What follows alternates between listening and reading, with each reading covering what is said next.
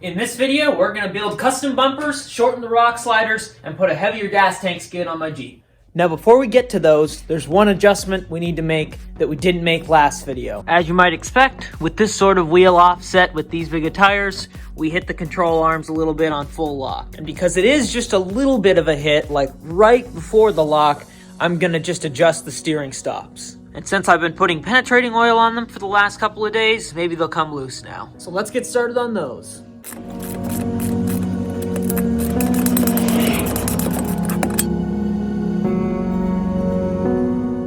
Okay, so we now have 3 washers on each side, and that seems to me to be just enough to keep the tire from hitting these control arms up here.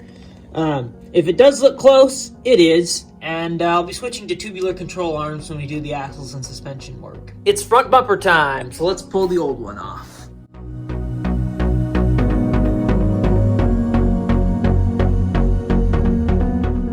Okay, so I've pulled the old bumper off, and I've also removed the washers that were under this back bolt, because the new bumper is going to sit on top of the winch plate instead of under it. So the plan is to build a fairly slim front bumper, kind of just slopes down and around up here, just encapsulates the end of this frame rail and goes a little bit around the sway bar for protecting that. Let's get to building.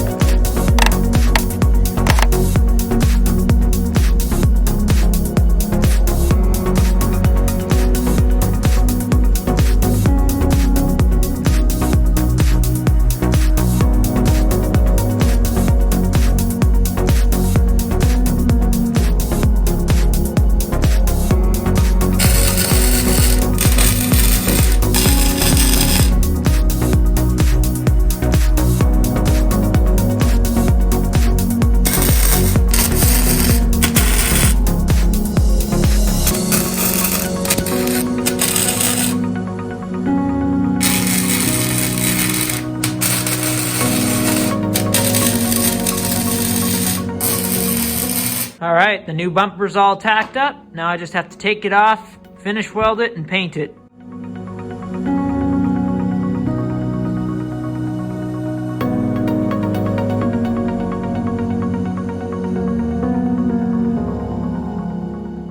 The front bumper now has the first few coats on this one side. Let's get to the sliders.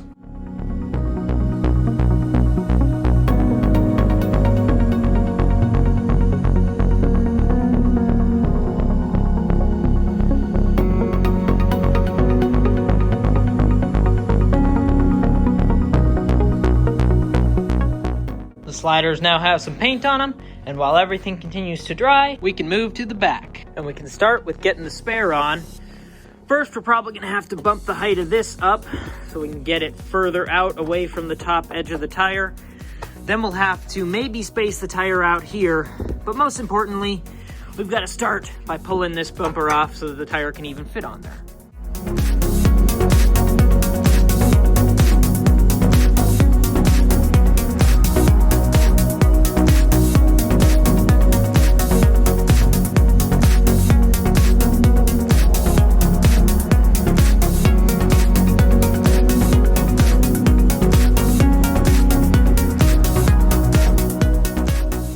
Now that I got the spare tire spacing all sorted out here, we're gonna go ahead and get the bumper and sliders back on because they're all done being painted.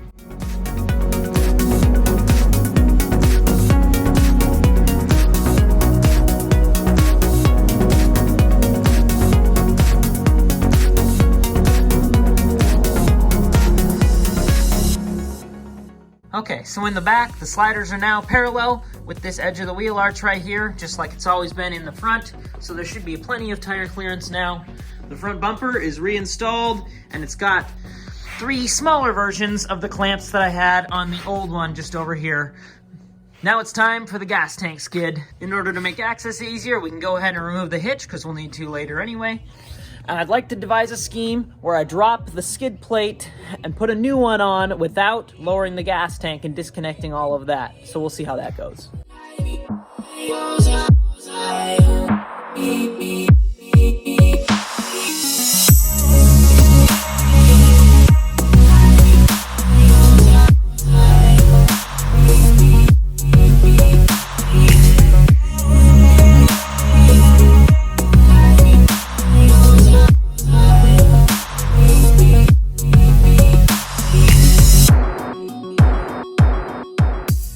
So I've reached a bit of a snag in the method where you don't drop the tank all the way down and disconnect any of the lines. These little pins in here that hold the tank straps are becoming a problem. I think the next thing to do is cut these off because I couldn't hammer them all the way out.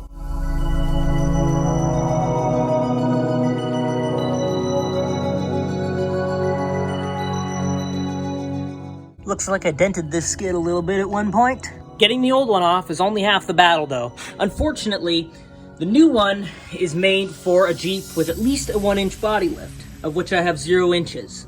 And these studs definitely don't have an extra inch on them to accommodate that with spacers. So I'm gonna have to create some kind of other system for spacing these down an inch. So that might take me a bit.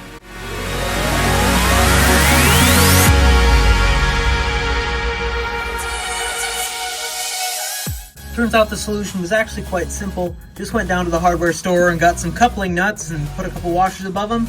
Boom, there's an inch. We just got to put in a new bolt from the bottom. And on these straps here, we'll just put in a bolt through this way to do the same thing as the pin that was in there before, and we're good to go. Let's get the new one on already.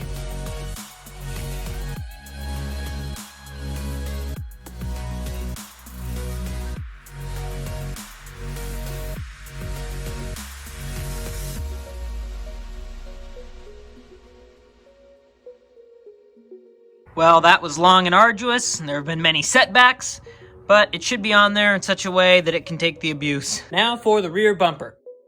So we have the high lift that's going to be integrated into the bumper in a similar way that it was before with these mounts just here, except now we're going to have it kind of in the bumper instead of hanging off the back edge of the bumper so that it's protected from obstacles. And we'll use these same 4x rack mounts. Ignore that one, definitely didn't back into a tree. And these same little clasps and pins here for it. Let's get to building.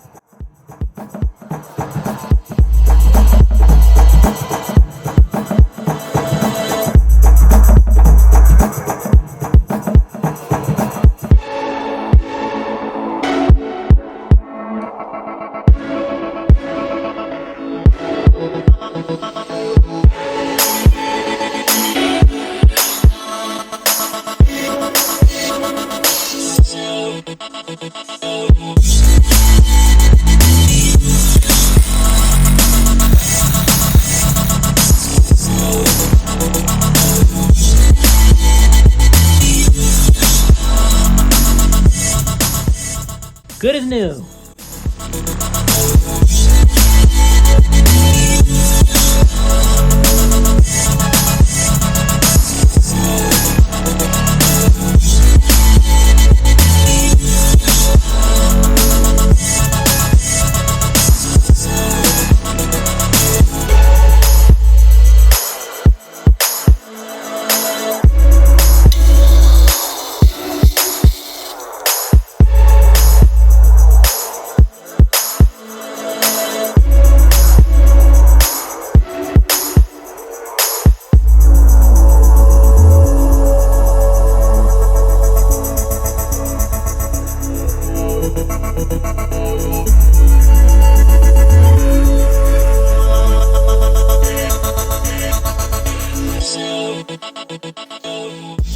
Alright, now that I've got most of the main structure of the bumper tied up, you can kind of get a better idea of what I'm going for. So, the hitch, instead of being down here separately below the bumper, is kind of integrated into it. So we have these brackets back here that are welded into the back of this plate.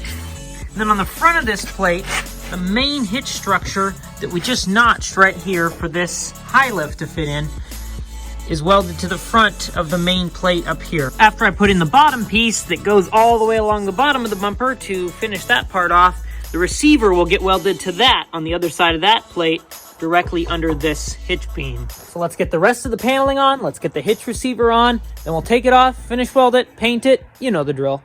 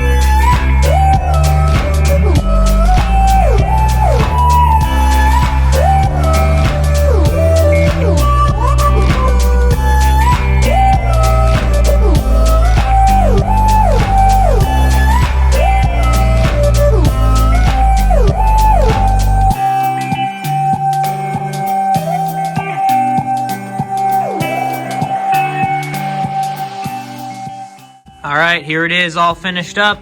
We've got the receiver on there, welded on with my old tow hook in it. We've got a couple of ribs on either side there to support the top of the bumper in the event that somebody steps on it. And we've got the spare tire notched in there. Fits nice and tight. It is a little bulky, I will admit, but it definitely improved the departure angle from what it was before. Let me know in the comments if you've ever seen anything else like it. And because the exhaust exit's right here, I did paint all these surfaces here in 2000 degree high temp paint because I didn't want to put a downturn on here and have that hit on stuff off-road. Thank you so much for watching. In the next video, we'll do some articulation testing and then we'll start re-gearing, upgrading, gusseting, all that stuff on whichever axle's parts come in first.